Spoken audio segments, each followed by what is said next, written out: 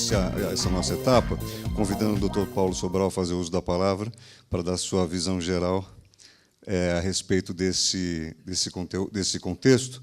E, na sequência, a gente retoma com as perguntas. Uma vez mais, convido os senhores todos a, portanto, formular as suas questões por escrito, e tenho certeza que elas serão muito melhores que as minhas, e, com isso, a gente vai acrescentar ainda mais qualidade aqui ao nosso encontro.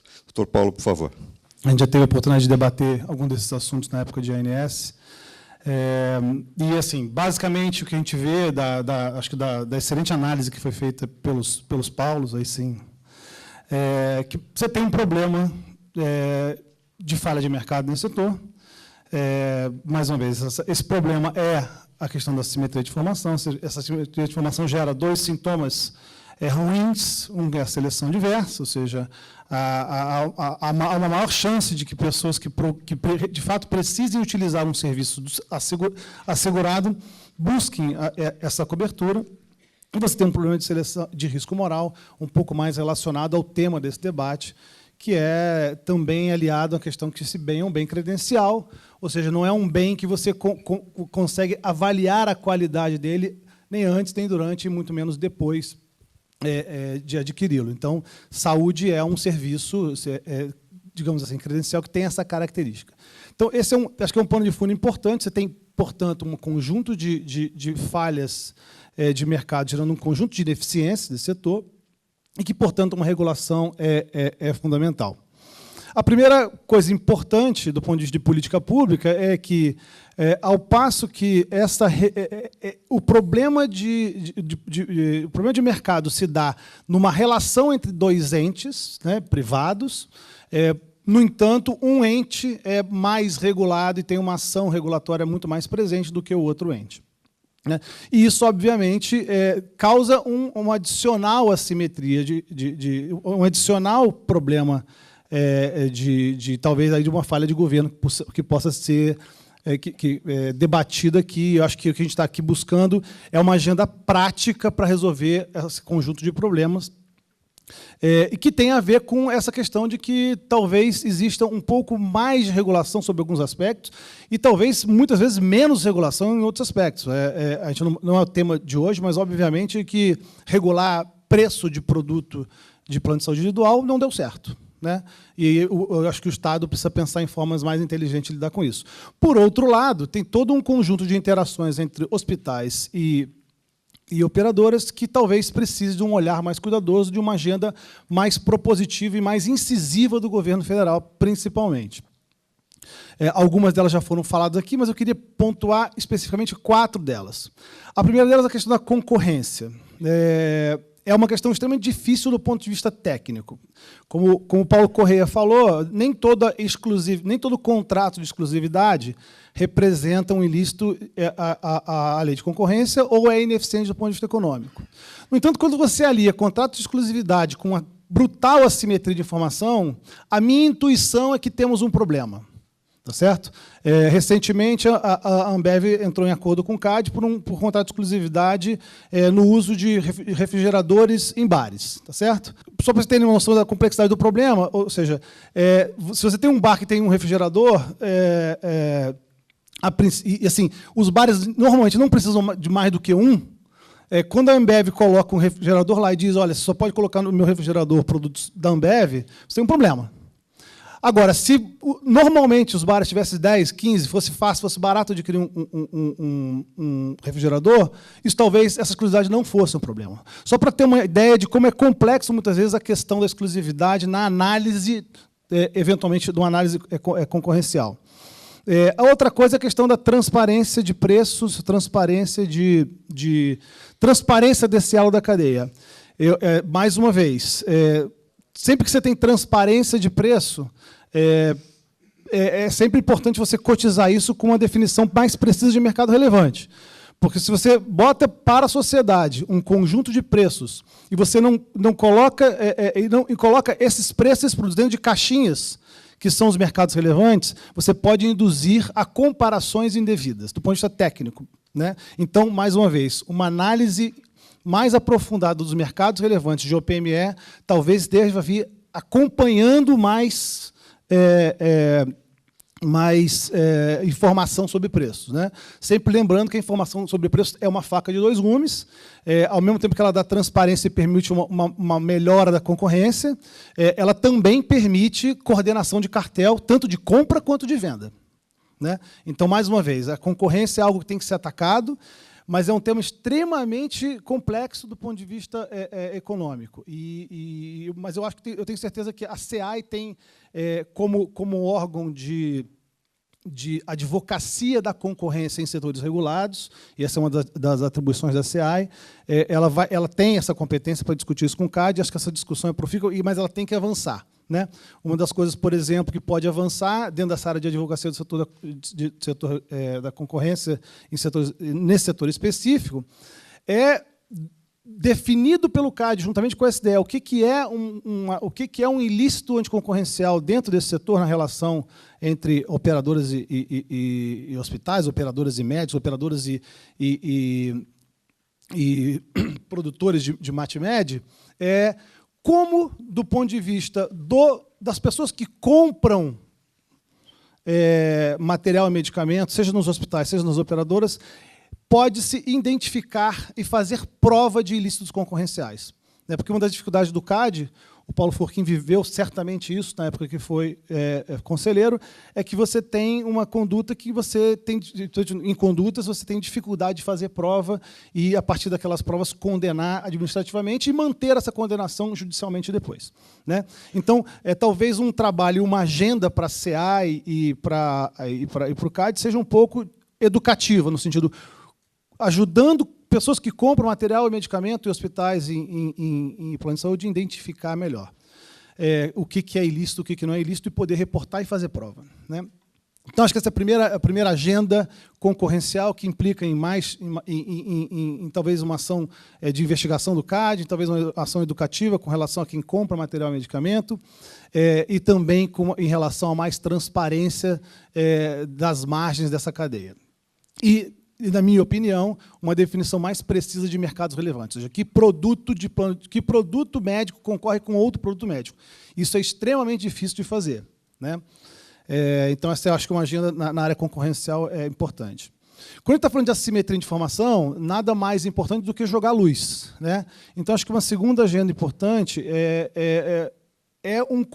na verdade, é um conjunto de definições técnicas para que a gente possa mudar de modelo. E eu vou falar da mudança de modelo de pagamento, que é o terceiro ponto dessa agenda. É muito difícil você mudar um modelo de fee-for-service para um modelo mais empacotado se você não tem algumas definições de, por exemplo, como ajustar risco. É DRG que vamos usar para comparar este serviço com este serviço. Uma operadora, por exemplo, poderia mudar, muitas vezes, as margens para tornar a decisão médica neutra do ponto de vista econômico na relação com o hospital, mas que serviços eu estou comparando aqui, né? Então, assim, uma das coisas que é importante para jogar a luz nessa relação que tem muita assimetria de informação por exemplo, se definir protocolos de diretrizes, né? Protocolos de diretrizes não é uma panaceia, mas ela, de certa forma, ela baliza a ação de um ente que atua de acordo com um conhecimento específico, a diretriz e o protocolo são formas de deixar explícitos aqueles conhecimentos tácitos que muitas vezes são usados e que geram ineficiência. Então, acho que não só a construção de diretrizes e protocolos, mas talvez uma padronização e um carimbo oficial em alguns, porque hoje você tem um conjunto de protocolos e diretrizes, a Universidade do Rio de Janeiro tem uma, a Universidade de São Paulo tem outra, a Unimed BH usa outra, enfim, mas hoje você não tem uma referência. Não que seja obrigatoriamente usada essa referência, mas uma referência governamental de como determinar, de como usar certos equipamentos e em que casos usar certos equipamentos, talvez fosse bastante útil para que quem não tem condição de comprar ou fazer internamente isso possa ter uma referência governamental para tal. E aí, mais uma vez, o Paulo já comentou, talvez fortalecer o CONITEC seja uma forma de fazer isso.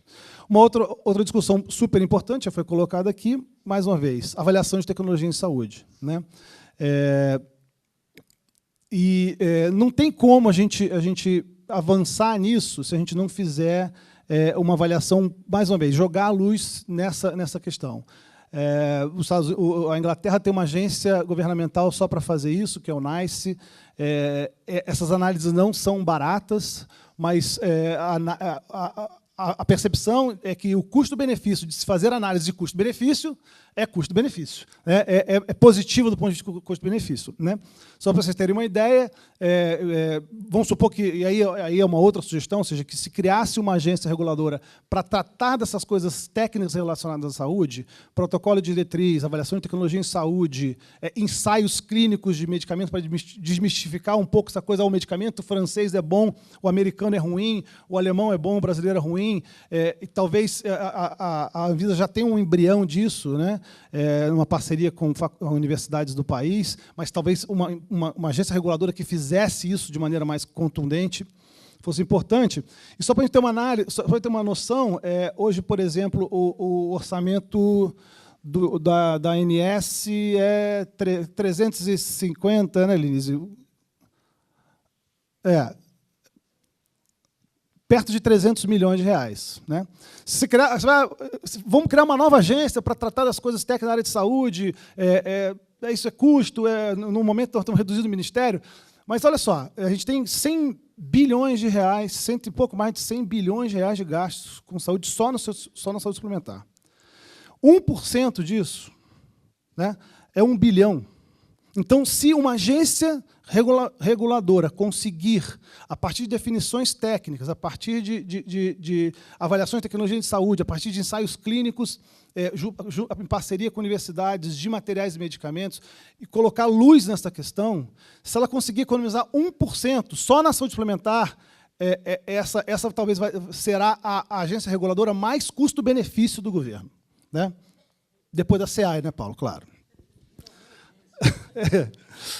Mas deveria ser também. Então, se criar uma agência independente que possa fazer isso de maneira adequada, tem um super custo-benefício, acho que é um outro ponto da agenda, que talvez seja um guarda-chuva para todas essas questões técnicas que precisam definidas a priori. Um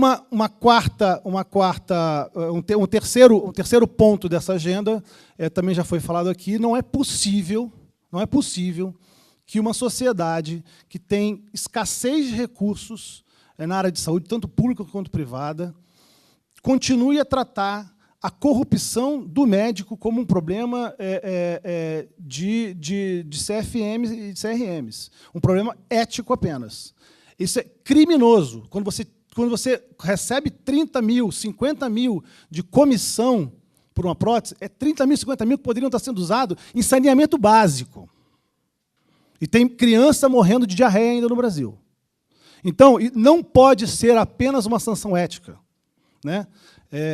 E acho que a gente precisa caminhar, a sociedade precisa caminhar para colocar penas mais duras para quem comete corrupção nessa área. E eu acho que até muito mais grave do que uma corrupção na área da educação é uma corrupção na área da saúde. Né? Pelos motivos que todos nós conhecemos aqui. Então, acho que esse é um terceiro ponto da agenda. Isso tem que ser discutido, isso tem que ser endereçado. A Abrantes tem feito um trabalho excelente no sentido de mostrar isso de maneira mais clara e contundente, mas acho que tem que vir acompanhado aí de uma agenda governamental de mudança, eventualmente do Código Penal. A PwC vai falar aqui da lei anticorrupção, assim, tem algumas leis que o Paulo mencionou nos Estados Unidos. Ou seja, experiências não faltam. Né? Eu acho que a gente tem que, a agenda do governo, avançar rapidamente para definir o que tem que fazer com um cidadão que tira 50, 100 mil reais de recursos, principalmente do setor público, mas não somente. E, por fim, o quarto ponto da agenda, para encerrar, é a questão do modelo de pagamento. Todo mundo fala do modelo de pagamento, é uma coisa maravilhosa, muito bonita, vamos sair do fee for service, vamos para o fee for performance, e assim, eu 100% alinhado com essa rota de mudança. O problema é o caminho até lá, e o problema é até que ponto, e aí tem um debate interessante, até que ponto essa é uma agenda governamental e até que ponto isso é uma agenda empresarial.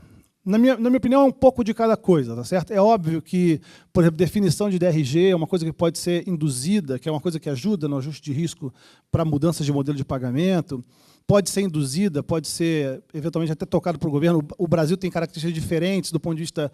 É um país que espera mais do governo e demora mais a sair de certas inércias, então talvez um papel importante para o governo nesse sentido de modelar, de estimular algumas ações, de talvez construir indicadores de qualidade, porque se você muda o modelo de pagamento e o incentivo passa de muito uso de insumo para pouco uso de insumo, você pode ter um problema relacionado à qualidade, então você tem que cotizar uma mudança do incentivo com uma possibilidade de comparação de resultados, senão você pode estar indo para o outro lado da equação, onde você tem um baixo uso de insumos gerando problemas de saúde, que é tão grave quanto você usar insumo demais, né? Então, assim, acho que tem um papel para o governo. Mas acho que tem um papel ainda mais importante para o empresário, né? No meu tempo de diretoria de desenvolvimento setorial, a gente debateu muito, tanto com hospitais quanto com operadoras. Existe uma dificuldade muito grande de sair da inércia, né? Ou por uma visão empresarial, ou pela dinâmica de concorrência desse setor, que é uma dinâmica que sempre foi a dinâmica de como adquirir mais poder de barganha e poder de mercado, ou seja, como eu vencer nesse setor é ter mais poder de mercado, mais poder de barganha. Obviamente que é um setor pouco consolidado, ainda vai carecer de algum nível de consolidação, até para o bem da eficiência, mas essa foi a dinâmica de construção desse mercado, ou seja, grandes players do ponto de vista de operadores de saúde, ombrando grandes players do ponto de vista do lado de hospitais e SADT, e essa tensão gerando mais e mais ineficiências. O ponto é o seguinte: como sair desse modelo de competição, que é um modelo de competição por poder de barganha, para um modelo de competição à la Porter, que é um modelo de competição por agregação de valor. Mais uma vez, como que a gente mede a agregação de valor? E aí, mais uma vez, um papel para o governo. Mas a busca por esse novo modelo ela é eminentemente empresarial, né? E existe uma dificuldade muito grande de sair da inércia. Obviamente que mudar isso do ponto de vista empresarial implica em riscos, né? E o primeiro que avançar nisso vai ter o first move advantage, mas vai também ter as desvantagens de ser o primeiro a se mover, né? E os riscos de ser o primeiro a se mover. Vai ter que mudar sistemas, vai ter que mudar a forma de pensar, vai ter que mudar processo de trabalho. E eu acho que essa é uma agenda muito mais de prestadores do que de operadoras. Por quê? Primeiro que o cenário para o prestador está mudando. Cada vez mais as operadoras estão comprando o PME, do ponto de vista, estão comprando elas mesmas o PME. Cada vez mais se discute aqui, como está discutindo, como reduzir os desperdícios. Então, o hospital que tinha lá boa parte do seu faturamento ligado ao PME estará sob pressão, estará cada vez mais sob pressão. E é importante notar que nessa relação a assimetria de informação ela é diferente para diferentes serviços, por exemplo. Então, na questão da consulta, na questão das diárias e taxas, por exemplo, a assimetria de informação não é tão alta assim. Tanto não é tão alta assim que as operadoras conseguem, com o poder de barganha, apertar as margens de hospitais em taxas e diárias. Por outro lado, a assimetria de informação é gigantesca no uso de OPME, é gigantesca no uso de outros materiais, de equipos médicos, etc. E aí as margens migraram de um lado para o outro, né? E eu acho que, sim, para uma operadora mudar o relacionamento com um hospital, é muito mais difícil acontecer. Por quê? Porque o hospital vai ter que ter um processo de trabalho para os beneficiários daquela operadora e um processo de trabalho dentro do hospital diferente para os outros, né? Então, é muito mais fácil que o hospital, pressionado por esse conjunto de mudanças que vem por aí, e que já estão acontecendo, ele seja o agente de mudança. Eu acho que o prestador hospitalar, principalmente, ele tem que ser o agente de mudança, porque ele muda todos os seus processos de trabalho, estabelece uma nova relação com as operadoras, compartilha informação e compartilha risco, né? Mais uma vez, quais são as dificuldades? Baixa capacidade dos hospitais de conhecer seus próprios custos.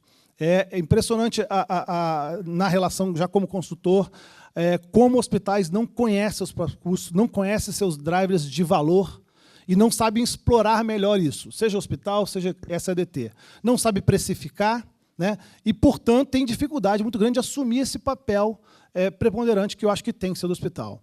Mais uma vez, as operadoras sempre vão achar uma boa ideia compartilhar riscos quando você tem assimetria de informação. Mas os hospitais que têm que levar essa mudança do ponto de vista empresarial. Então, só resumindo, essa questão é uma agenda complexa, não é uma agenda simples.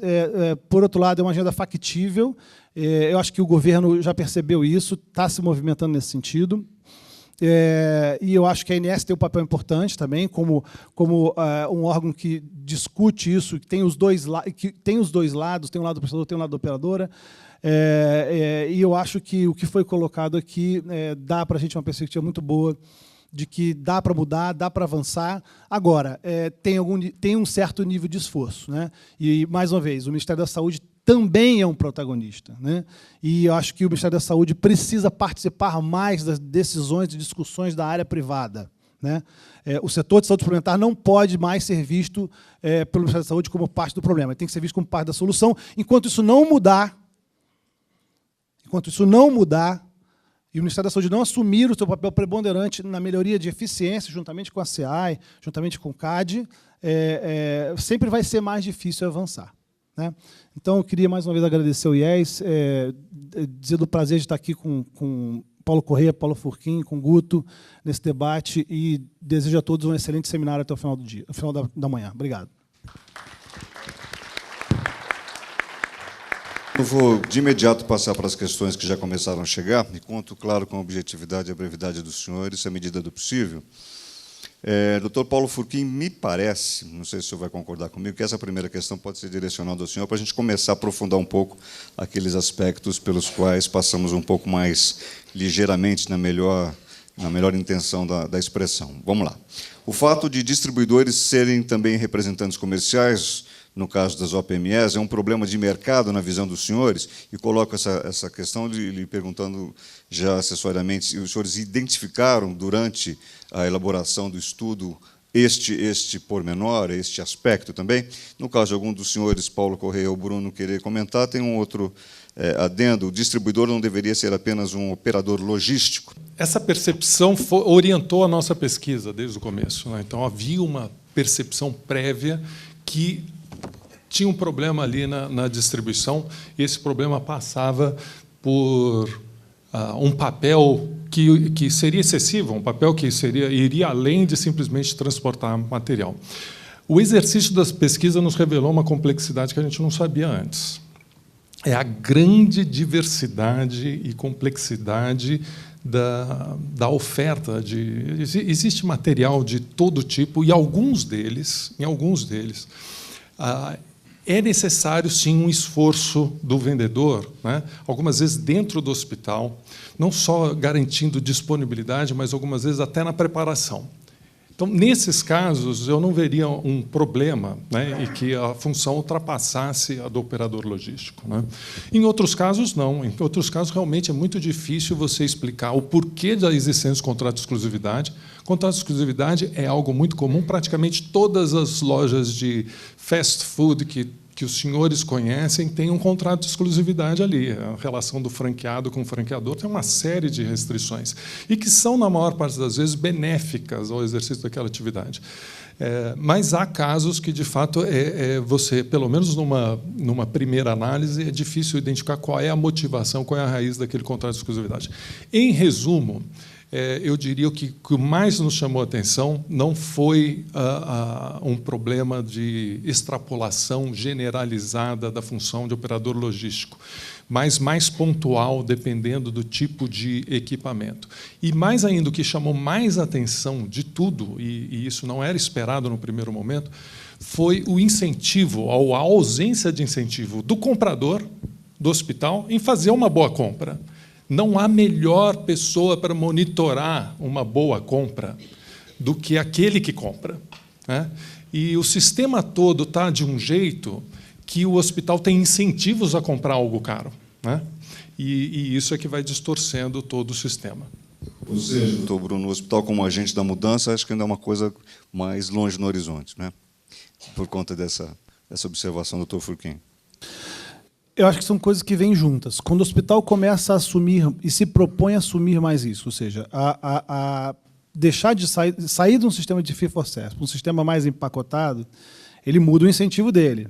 E, provavelmente, ele vai ser muito mais capaz de comprar melhor e fazer as distinções que o Paulo Furquim fez do que hoje uma operadora que tenta comprar MatMed para sobrepujar a assimetria de informação e os problemas do PME. Então, eu acho que mais uma vez, o hospital é o agente de mudança e essa mudança tem que vir, obviamente, que acompanhada da mudança, primeiro, do incentivo, que é sair do sistema fee for service para um sistema onde o hospital também tenha ônus de desperdício, assuma ônus pelo desperdício. O senhor falou sobre a não decisão da fonte pagadora quanto ao uso de dispositivos médicos.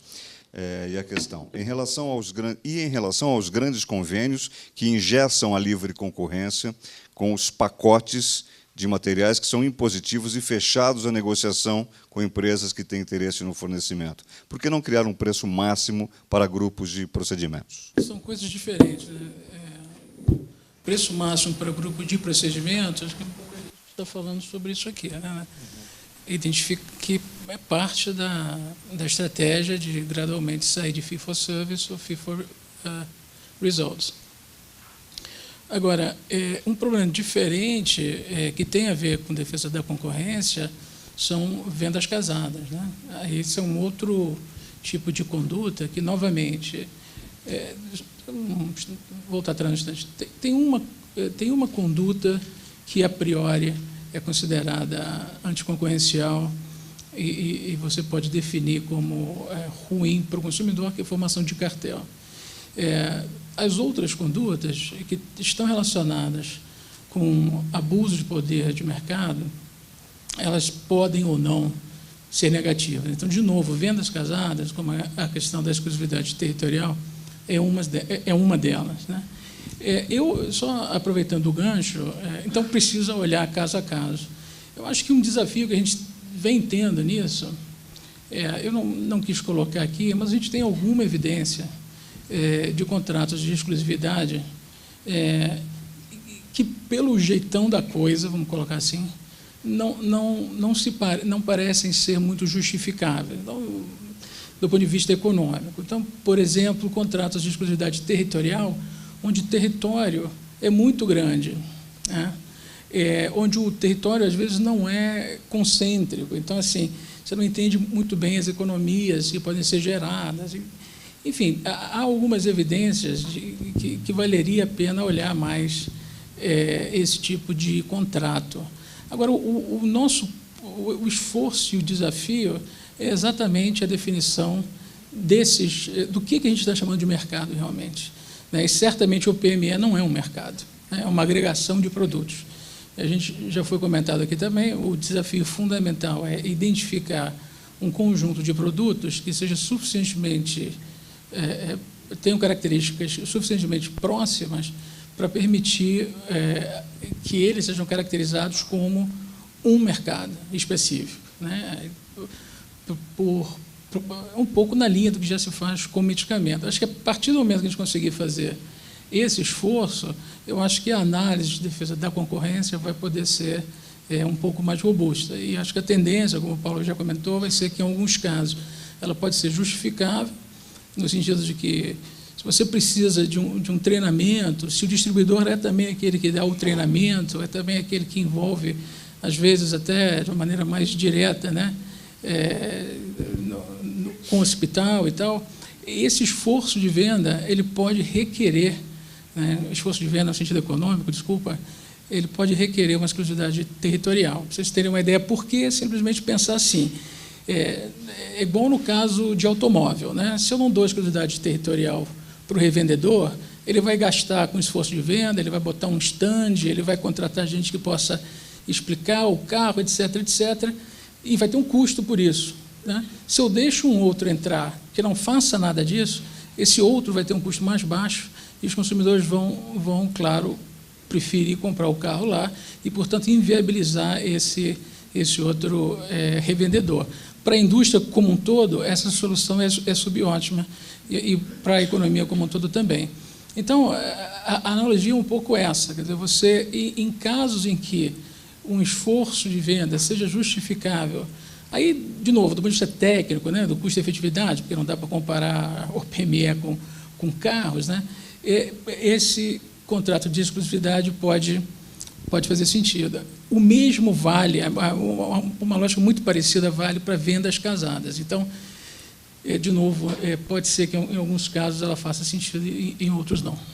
Muito bem, quero aproveitar para colocar uma questão, talvez iniciando aí pelo Dr. Paulo, com comentários daqueles que se sentirem à vontade. Em Portugal, por lei, o distribuidor não pode, abre aspas, colocar o produto no mercado, fecha aspas, ou seja, não pode abordar comercialmente os clientes do fabricante. O mesmo não deveria ser aplicado no Brasil?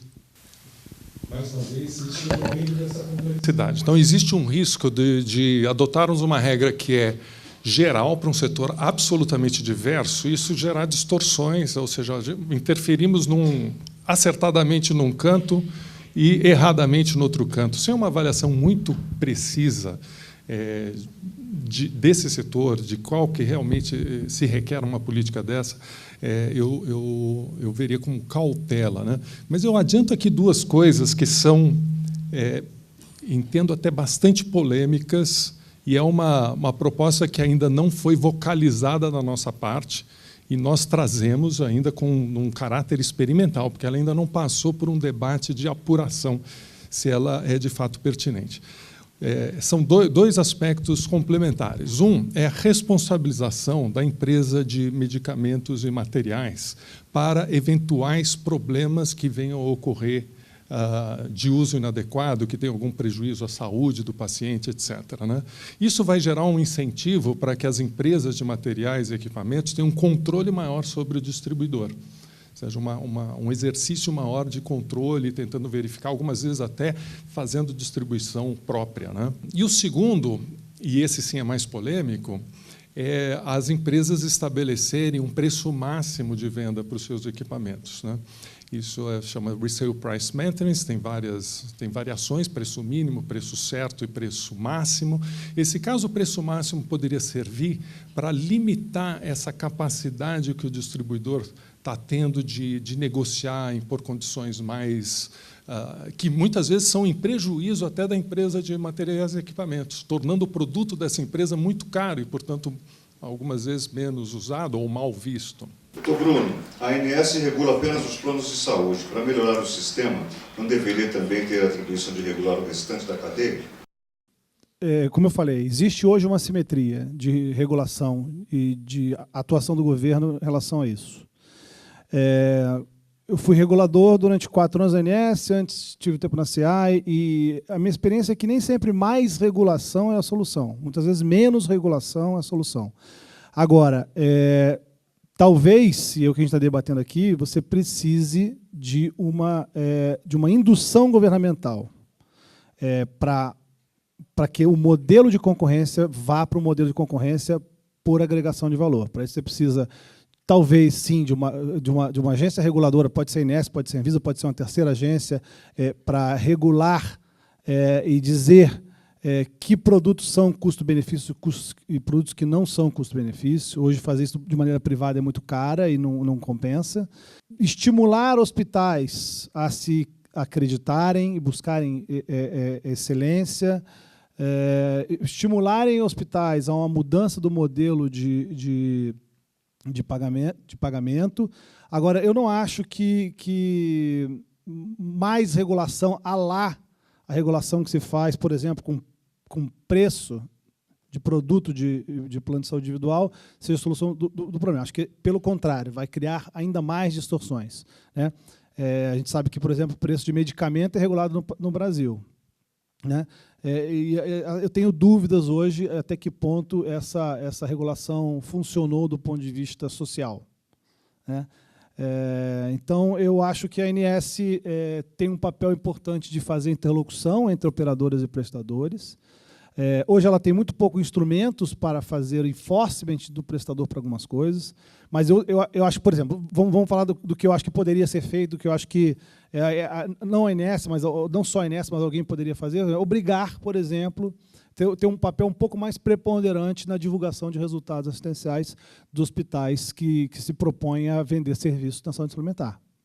Acho que isso, por exemplo, seria um excelente papel para a ANS. A ANS até fez um piloto um tempo atrás. Mas, assim, depende do que você está chamando de regulação. Se a gente está chamando de regulação, botar a mão pesada obrigando que os hospitais façam isso ou façam aquilo, regular como é que tem que ser a relação, como é que tem que ser o contrato nos seus mínimos detalhes. A minha resposta é não. Não para a ANS só, não como regulação, não como proposta de política pública, que acho que ela não se justifica. Agora, se vai ser a ANS a se fazer ou não, eu não sei, mas que a gente precisa de algum nível de regulação dessa relação, eu não tenho dúvida.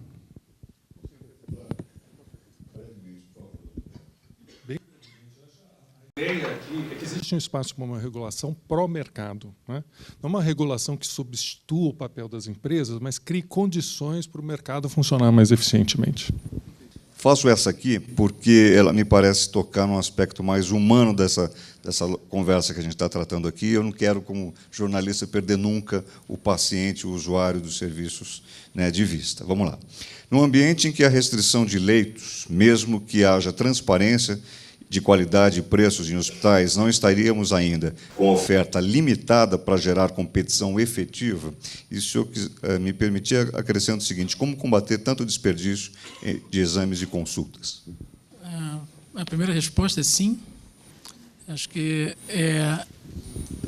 há uma necessidade de aumentar a oferta na parte de prestação de serviços. Acho que o número de leitos é um indicador importante.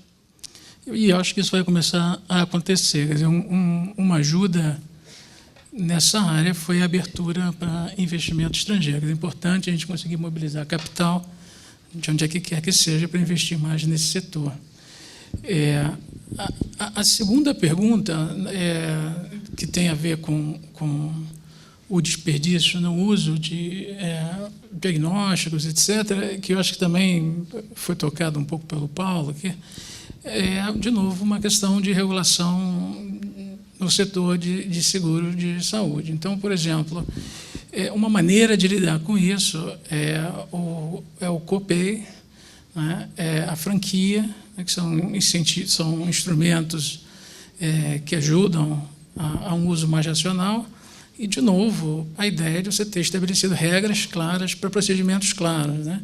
Então, eu morei 13 anos nos Estados Unidos e a esposa está grávida, são 3 ultrassons, né? E de uma maneira muito específica, né? Ultrassom bem básico, a não ser que tenha um risco na gravidez e tal. Aqui a gente sabe, é convidado várias vezes para ver a carinha do bebê, 3D, essas coisas, de novo. Aí tem um imbróglio grande, é a percepção de que uma vez a gente pagou pelo plano, né, a gente tem direito a usar. Então de novo, volta para a história da estrutura de incentivos básicos, né? Parece uma coisa chata, porque a gente tem falado muito pouco de saúde, mas de fato, o fato de ser um mercado de saúde suplementar envolve um conjunto, uma dinâmica de natureza econômica que é importante resgatar. Acho que foi isso que a gente fez um pouco aqui. E, de novo, não tem bala de prata, né? São várias medidas, o Marcos começou dizendo isso, né? São várias medidas pontuais, porque elas precisam ser certeiras. A gente ficou falando muito de falha de mercado, mas tem falha de governo também. Então, um pouco também o Bruno tentando chamar a atenção para isso, e aí não é um problema de mais ou menos regulação, é um problema de uma regulação que seja melhor e seja efetiva, né? Eu agradeço as participações do Bruno Sobral, do Paulo Furquim, do Paulo Correia. Muito obrigado pelos esclarecimentos, pelo conteúdo. Essa etapa fica por aqui. Vamos ao intervalo de 20 minutos e voltamos na sequência do coffee break para a continuidade dos nossos trabalhos. Muito obrigado.